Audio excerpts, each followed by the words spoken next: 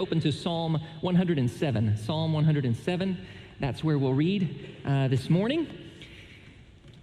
This morning's scripture text holds some special meaning for me because for about 3 years now, my wife, Candace, has been telling me that I need to preach a sermon on Psalm 107. I'm not joking. About 3 years ago, she said, man, Psalm 107, it's just the best. You got to read it. I said, okay, I'll read through it. And man, that is a good psalm. She said, you got to preach on this psalm. And I said, okay, I will one day. So here we are in a series on the Psalms. And Psalm 107 opens book 5 of the book of Psalms. And it begins like this. Verse 1. Give thanks to the Lord, for he is good. His love endures forever. If that sounds familiar, it's a refrain that you'll see often in book 5 of the Psalms, and so it's appropriate that it begins the book. Let the redeemed of the Lord tell their story, those he redeemed from the hand of the foe, those he gathered from the lands, from east and west, from north and south. Let the redeemed of the Lord tell their story. And there's something about that draws us in as we lean in to hear what that story is. We just get a hint, really, that these people have been through something, that they have been in the hand of the foe, that they have been scattered. And for the redeemed to tell that story, in this case, it means looking back at what is probably the darkest period in Jewish history, the period of the exile. I mean, to tell the story of how God gathered from the four corners of the earth, his people, you have to remember and look back at how they were scattered to the four winds. After Jerusalem had been destroyed, after their homes had been burned and families torn apart. So some were taken prisoner and some were scattered to other places and some wandered aimlessly. And yet, if you're going to tell that story, you do have to include all those dark moments of exile. But in the midst of all of these different situations where God's people were scattered, God's love really did endure forever. God was never too distant to provide rescue. God was protecting and delivering and providing for his people the entire time, right up until the point where he brought them back. And now looking back, the psalmist says, how can we not tell that story? You know, if you were here last week, when Cam Reynolds, our discipleship and connections pastor, preached last Sunday, he told the story of their house fire this summer. And one of the things he said was, this is just part of our story now. It's part of our story. There are moments of loss and trial and tragedy, and maybe you've said that before where you've been through something and now you just say, this is part of my story now. You probably experienced those things where someone says, tell your story. You can't tell your story without those moments. Moments of darkness, moments of tragedy, moments of hurt, because they have so shaped your life. And yet the psalmist is inviting the people of Israel and inviting us, in whatever way you tell your story, to tell it as a story of darkness that has been redeemed by God, the God who creates light out of darkness. To see and to give thanks for God's provision and God's presence and God's protection through it all. And as we read through this psalm, we get 4 different stories of God's rescue. We do get some stories. There's a kind of cycle that really repeats in each story. You know, people cry out to God and God delivers them. And that repeats 4 different times, with the lost who are rescued from wandering, and the prisoners who are delivered from prison, and the sick who are restored to health, and then the storm-tossed who are saved from the storm. It's almost like a song, really, that has different verses, but then the same chorus. You know, different situations of trouble and helplessness, but the same chorus is repeated. They cried out, he delivered them, let them give thanks for his unfailing love. And the way it's all arranged is really beautiful because it's like everyone's story is different, And yet, everyone's story is the same. And then at the end, there's a twist that sort of makes you go back and put it all together, probably in a way that you didn't expect at first. So let's read the first story of deliverance here in verse 4. Some wandered in desert wastelands, finding no way to a city where they could settle. They were hungry and thirsty, and their lives ebbed away. That's the situation, and here's what they did. Verse 6, then they cried out to the Lord in their trouble, and he delivered them from their distress. That line will be repeated again and again. Verse 7, he led them by a straight way to a city where they could settle. Let them give thanks to the Lord for his unfailing love and his wonderful deeds for mankind, for he satisfies the thirsty and fills the hungry with good things. So the lost are rescued. And if you think about this, being lost is not just like you're being lost in a car somewhere and you need directions. This is like lost in the desert, or, think about being lost in the woods and you're running out of food and water and you're hungry and thirsty and lost and exhausted and there's really nothing you can do. And this is a picture of aimlessness and wandering. And so they cry out to God for rescue. And God brings about, we get the situation, and then we get God's reversal of the situation, his rescue. The reversal here is that he brought them to a city, and he gave them a home, and he satisfied the thirsty and filled the hungry with good things.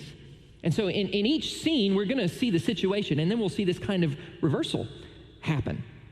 So let's look at the rest of the scenes, and we'll kind of roll through these more quickly. There's some repetition, as you'll see. So verse 10, some sat in darkness, in utter darkness, prisoners suffering in iron chains. So we're no longer lost in the desert. We're now in a dark prison. Suffering in iron chains because they rebelled against God's commands and despised the plans of the Most High. In this case, the trouble is their own fault, seems like. Okay, that's how the second and third scenes are pictured. The trouble is the consequence of some sin and rebellion against God. Verse 12, so he subjected them to bitter labor, and they stumbled, and there was no one to help. Then they cried to the Lord in their trouble, and he saved them from their distress. He brought them out of darkness, the utter darkness, and broke away their chains. Let them give thanks to the Lord for his unfailing love and his wonderful deeds for mankind. For he breaks down gates of bronze and cuts through bars of iron. Some became fools through their rebellious ways and suffered affliction because of their iniquities. They loathed all food and drew near the gates of death. This seems to be speaking about sickness or illness. Then they cried out to the Lord in their trouble, and he saved them from their distress. He sent out his word and healed them. He rescued them from the grave. And then again we repeat, let them give thanks to the Lord for his unfailing love and his wonderful deeds for mankind. Let them sacrifice thank offerings and tell his works with songs of joy. And then the final story, verse 23. Some went out on the sea in ships. They were merchants in the mighty waters. They saw the works of the Lord, his wonderful deeds in the deep. For he spoke and stirred up a tempest that lifted high the waves. They mounted up to the heavens and went down to the depths. And in their peril, their courage melted away. They reeled and staggered like drunkards. They were at their wits' end. That is where this phrase comes from, by the way. It says their wisdom is swallowed up. And so the King James translators translated it at their wits' end, and that's where our phrase comes from. Then they cried out to the Lord in their trouble, and he brought them out of their distress. He stilled the storm to a whisper. The waves of the sea were hushed. They grew glad when it was calm, and he guided them to their desired haven. And then the refrain, let them give thanks to the Lord for his unfailing love and his wonderful deeds for mankind. Let them exalt him in the assembly of the people and praise him in the council of the elders. What all these scenes have in common is the helplessness of humanity. And God meeting humanity in its helplessness and enacting some reversal, some rescue. That's the picture that we get. When you're lost in the woods without a compass, with no map, that's a picture of helplessness. Your only hope is to call for help. When you're trapped in prison with no escape, That's a picture of helplessness. You can't get yourself out of the prison. You need someone to rescue you. Or when you're sick, weak, and exhausted, you know the feeling of like utter helplessness, you know? You need someone to tend or to care, to restore your health, to help you, to heal you. Or when you're in the middle of the ocean in a storm, you're helpless. You can't do anything. There are all these pictures of helplessness. And the thing is, when you think about the situations individually, they were probably real situations, right? Did God deliver the people in the midst of these situations in exile? Well, yes, he probably did. God did actually provide places for the people to live so that they wouldn't wander aimlessly.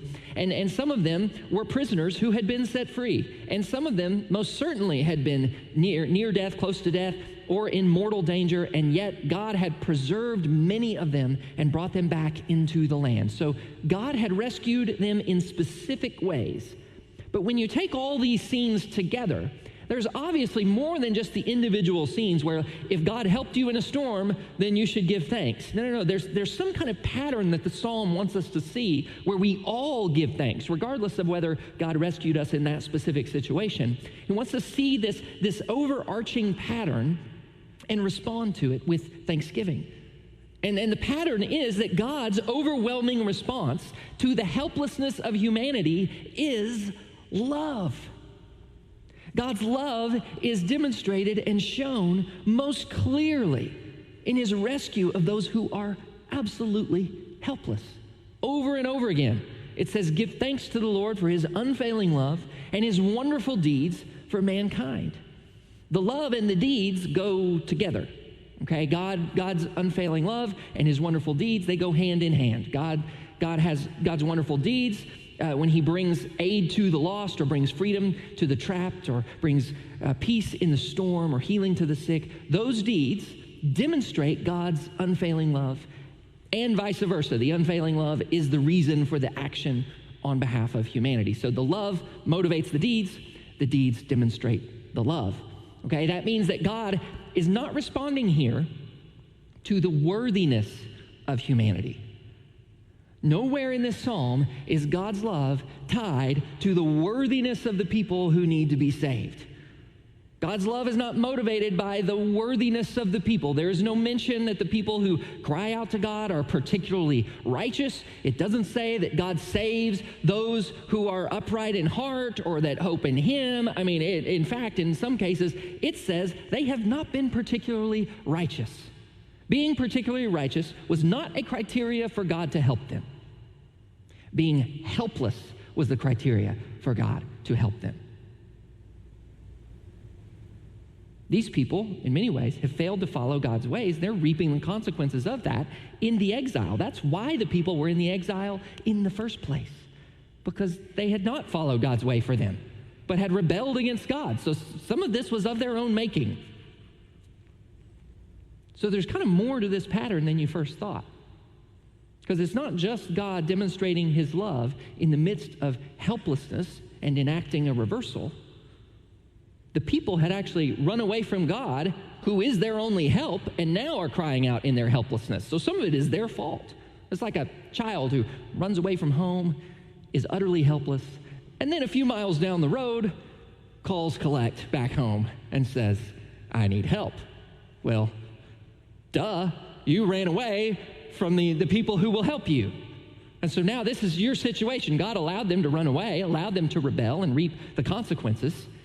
And then his love was demonstrated over and over again in their helplessness, regardless of whether they were worthy or not. And at the end of the psalmist kind of takes you back through the pattern, only this time you see it a little differently. You see that the reversal that God brings from the rescue, the reversal can go the other way too. Listen to verse 33. He turned rivers into a desert, flowing springs into thirsty ground, and fruitful land into a salt waste because of the wickedness of those who lived there. Okay, so God, in response to helplessness, can provide rescue, but in response to evil and wickedness, might turn a fruitful land into a wilderness. That's a reversal, but it's in the opposite direction of rescue. Now listen to verse 35. It changes direction again. Verse 35, he turned the desert into pools of water and the parched ground into flowing springs. There he brought the hungry to live, and they founded a city where they could settle. So this is the reverse again. Instead of God responding to evil and wickedness by turning fruitful land into a wilderness, God is making a desert into a spring for those who are needy or helpless or hungry. Now listen what happens. What happens to those people that God brought into the land and helped? Well, verse 37, they sowed fields and planted vineyards that yielded a fruitful harvest. He blessed them, and their numbers greatly increased, and he did not let their herds diminish. And you can almost finish the story here. God helped the people, brought them into a land, and eventually, what happens to those people? They forget.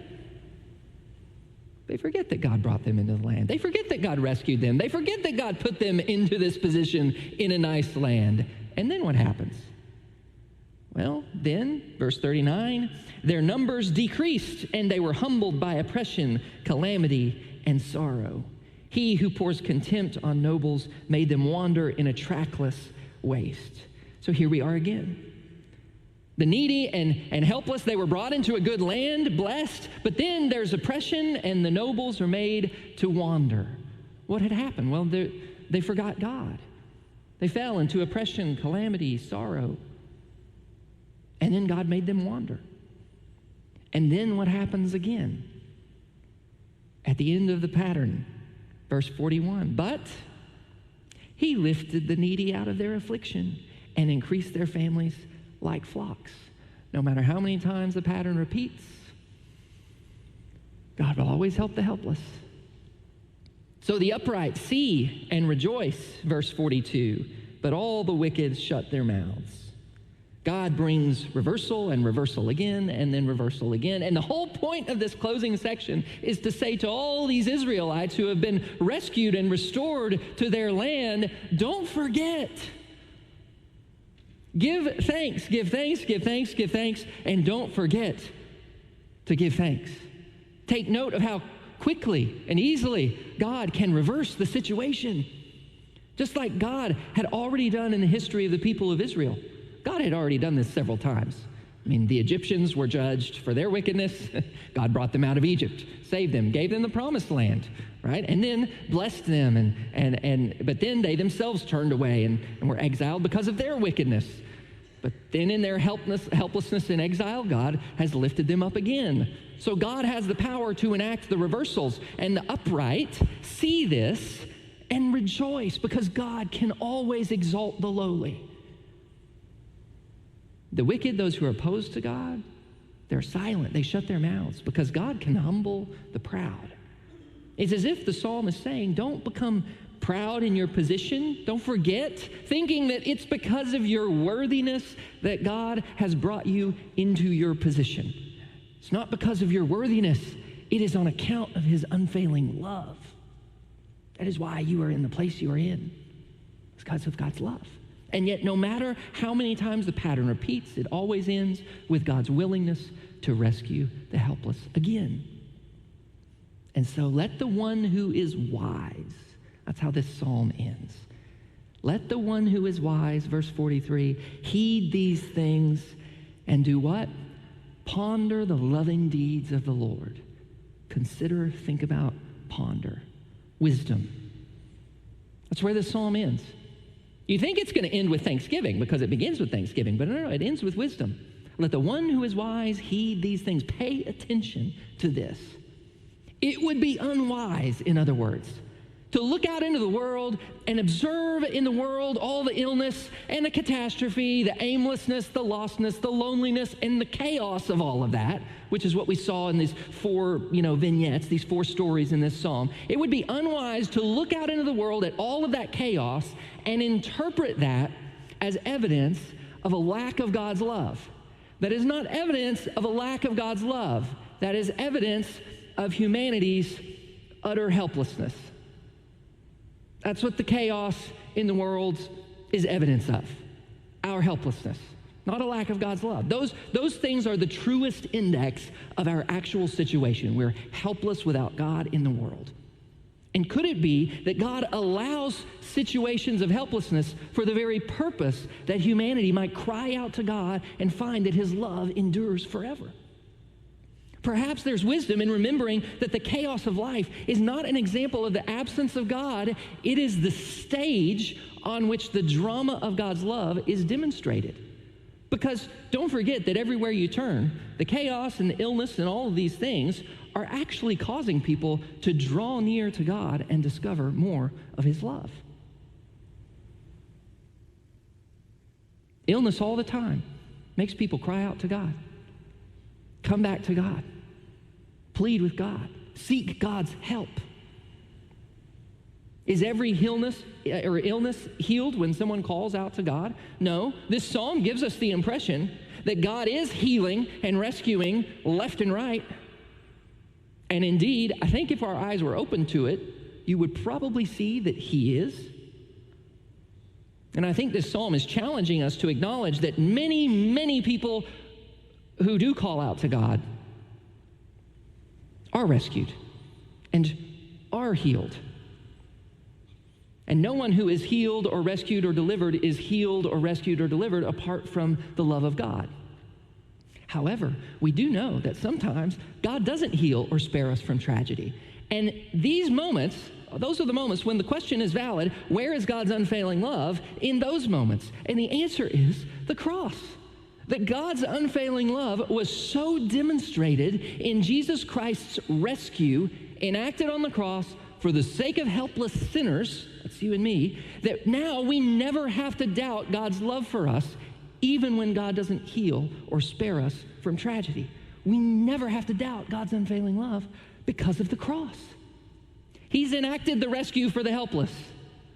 So now we never have to doubt his love. When you see that God's love for us is demonstrated so clearly in his rescue of those who are helpless, you see this psalm leads us to none other than Jesus Christ. It's all through the psalm. Consider what Jesus claimed to be for those who were lost. I am the way. For those who were hungry, I'm the bread of life. For those who are thirsty, I will give you living water. For those who are exhausted, come to me, ye who are weary. What about for those who are in prison, in utter darkness? Jesus said, I've come to set the captives free. For those in darkness, I am the light of the world. To the sick, Jesus brought healing. For the disciples storm-tossed in the boat, Jesus stilled the storm. Let the one who is wise heed these things and ponder the loving deeds of the Lord. Wisdom is seeing that in all of our helplessness, Jesus is the very person of God who has come to meet us in our helplessness, in every way imaginable, to rescue, deliver, heal, save all who cry out to him, not just from this or that trouble, but from sin and judgment. Our stories are all different, and yet they are all the same. We're all helpless. We're all in need of saving. And God's love has come to meet us in Jesus Christ. But God's love is not just some affection or emotion. It's demonstrated in deeds of rescue and power. That's what Paul says in Romans 5. While we were still helpless, at the right time, Christ died for the ungodly. While we were still helpless, without any way to save ourselves. We are like those who are in prison, in chains of our own making, because we have rebelled against God. Let me tell you, there is no chance of you talking your way into heaven. That's not how this works. Or weighing the good, bads, and good and bad deeds in the scale. That's not how this works. We are like prisoners whose chains are made up of our own sins. You know, our pride at thinking we know better than God, or our hatefulness towards others, or our self-righteousness at thinking we're better than others. Our sins form all the links in the chains that bind us, and you can't break free of that because you can't undo your own sins. And nobody can, because everybody else is just as shackled as you are. But Jesus can, because he's not imprisoned by sin. He came to take the shackles on himself and die the death that we deserved. And when Jesus rose from the tomb on the third day, his resurrection sealed our rescue. See, the cross broke the shackles of sin. The resurrection broke the shackles of death for all who would call upon him. And maybe you didn't know that you were helpless. Maybe that's news. Or maybe you do know you're helpless. I don't know what situation you're in. But you are. And if you approach Jesus in your helplessness, in your poverty, knowing that you have nothing to bring to him, knowing you need rescue, then you will find forgiveness and love and redemption. But, anytime we approach Jesus in our sufficiency, or approach him with your desire to still have control over your life, or approach him in your self-righteousness, and beware, God might enact a reversal in your circumstances, because he can turn rivers into desert. Why? Because he wants us to learn his love and his power through the very experiences of helplessness. Because the truth is, we are helpless, and we desperately need him. We not only need him to rescue us from sin, we need him every day, daily. We can't live the Christian life without him. Many of us, we've spent so many years developing expertise in the ways of faith, but growing in the faith is good, but never outgrow your need for God's help and God's grace. Never outgrow your need for that. You're still helpless. You need him every day. If you're wandering, seek his wisdom and direction. If you're weary, seek his rest. If you're storm-tossed, seek him as your refuge. What is it? That is the point of the storm and the weariness after all. That's the whole point of it. This psalm's not trying to give us an explanation for it all. It's trying to give us wisdom. And there is wisdom in seeing that the whole point of the drama is to reveal and showcase and put on display the steadfast love of the Lord. That's the whole point of it. Let the redeemed of the Lord tell their story. There'd be some good stories in this room. Be some hard stories too. But they would all showcase the love of God, because every part of the story is for the sake of our coming to know him and his love. See, if you miss that the story's supposed to lead you to his love all along, if you miss that, you kind of miss the point of the struggle and the deliverance from it. God help us all. He has. He will. God will help us because we're helpless. So give thanks for his unfailing love and his marvelous deeds for mankind. Let's pray.